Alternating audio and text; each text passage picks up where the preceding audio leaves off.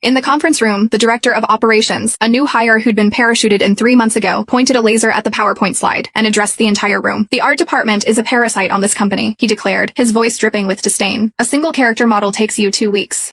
An outsourced team can deliver it in 3 days. I lifted my head and met his gaze. And you're sure the quality from an outsourced team would pass muster with our investors? Quality, he let out a cold, sharp laugh. Does our lead artist, Mr. Lead Artist Hayes, believe he is crafting priceless masterpieces that no one else can touch? A few sycophantic chuckles echoed around the table. Our boss, Mr. Roberts, slammed his hand on the table. The art department's budget is cut by half this month.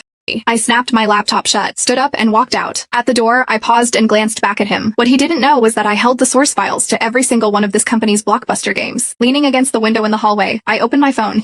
Message from the Apex Interactive HR rep sent 3 days ago was still sitting there unread. Liam, have you given our offer any more thought? We're ready for you whenever you are. I didn't reply. I just pocketed the phone. The elevator dinged open and Lila stepped out. She froze for a second when she saw me. I'd mentored her personally, brought her up from a fresh-faced graduate 3 years ago who could barely handle Photoshop. I didn't blame her for staying silent. In the meeting just now, you have to protect your own job. But I'd seen her cozying up to Steven's clique for weeks. Liam, she started. What is it? She bit her lip, her eyes darting away. About the meeting just now, don't worry about it. I cut her off. Everyone picks a side. I turned and walked back to my office. She remained rooted to the spot, her eyes welling up with tears.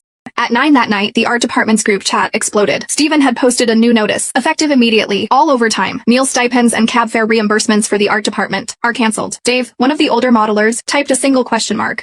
Steven, we often have to work until 11 or midnight. Steven's reply was instantaneous. This company doesn't pay for dead weight. If you feel mistreated, you're free to resign. The chat went dead silent. I stared at my phone screen, then opened my notes app.